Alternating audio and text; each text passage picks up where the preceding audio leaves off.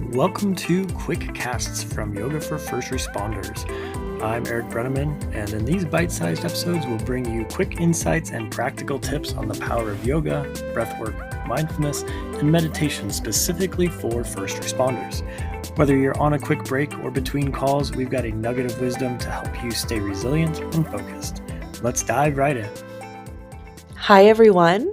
It's Olivia. Welcome back to another Quickcast. Today, I want to talk about something that I've been seeing a lot in first responders, military, healthcare workers, and honestly, high performers of all kinds. And it's the tendency to misdiagnose a certain problem. And maybe you felt this before. You wake up and you're still tired. Your patience is shorter than usual. Your motivation feels low. Everything feels heavier. Simple tasks feel harder. And for me personally, everything and everyone is annoying. And your mind immediately starts looking for what's wrong. Give me an explanation for this. Maybe I need a new job. Maybe I need a vacation. Maybe I need more money. Maybe I need more help. Something is definitely wrong. So maybe I'm burned out. And sometimes all of that is true, but not always. In fact, one of the biggest mistakes I see people make is confusing a lack of resources with a lack of just simple recovery because they're not the same thing. Let's talk about the difference.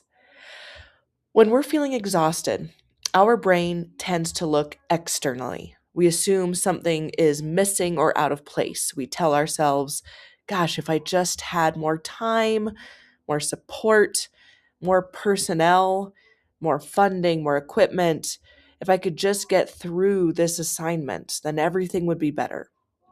And again, sometimes that is absolutely true. Some problems truly are resource problems, and a good hard look at the structure of your life is needed.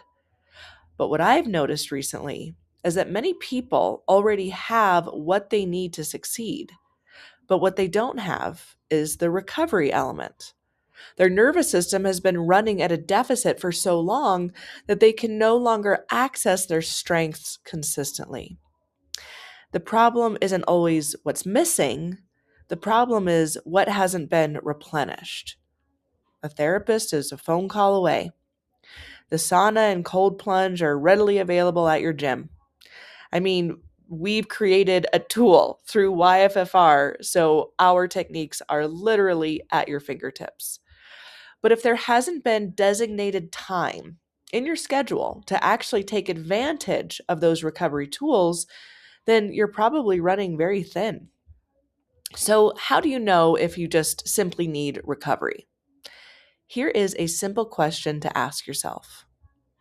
Do I still care? When someone is truly burned out, one of the hallmark signs is disengagement. The mission no longer matters. The work no longer matters. The passion disappears. The purpose feels distant. Compassion fatigue.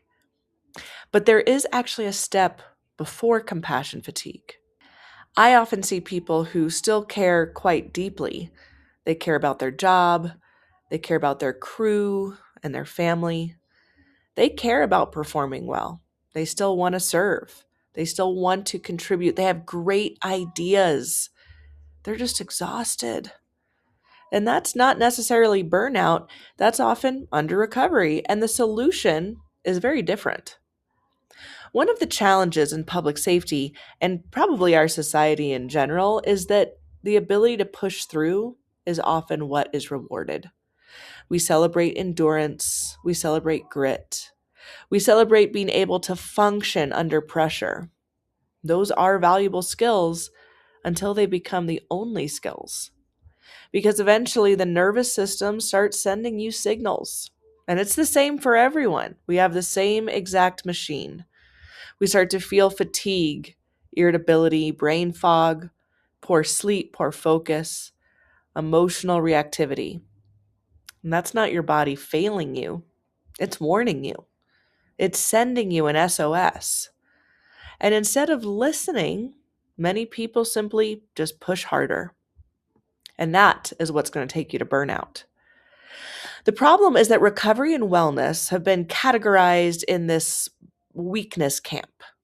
And it's often presented, these tools, as soft, lovely, little privileged exercises. But I look at recovery as part of performance and training. The strongest athletes in the world understand this. The strongest tactical performers understand this. Adaptation happens during recovery. Growth happens during recovery. Resilience is built during recovery. You are only as resilient as your ability to recover. And yes, sure, go to the beach. But unless you are coupling it with proven recovery techniques, it really does nothing. In fact, you're probably running yourself even more thin by drinking a lot, staying up late, let alone travel and family stress that come along with vacations. But recovery is much smaller and simpler than that, and it happens more often. Recovery can be 5 minutes of tactical breath work, one neuro reset, a 20-minute removing the armor class, a walk in nature, better sleep routine, hydration, movement, seeing your therapist, a moment of intentional stillness. The goal isn't to escape your life. The goal is to create enough recovery within your life and your daily schedule that your nervous system can do what it was designed to do, and that is activate, regulate, activate, regulate. And I bring this up today because I recently wondered if I was burned out. I felt tired, sluggish, unmotivated physically, and just everything was getting on my nerves. But when I looked closer, I still felt so excited about my work. The creative ideas were coming in hot. I still wanted to build. I wanted to teach and create. The engine was still running, but the tank was simply low.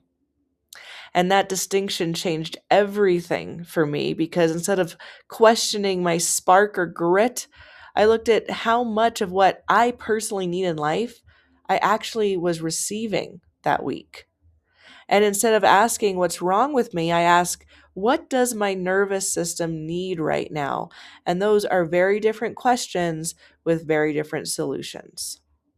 So this week, I am challenging you to pay attention.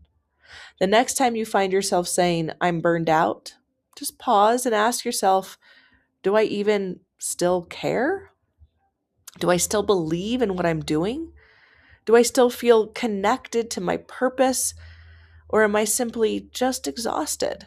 Because if the answer is that you're tired, your next step is probably not a career change. It might not be a major life overhaul. It may simply be to plug in a recovery tool. So start here. If you're feeling a little depleted, don't overcomplicate it. Open up YFFR University, complete a neuro reset. It's all categorized for you. Maybe work through a short yoga class, processing it through your body.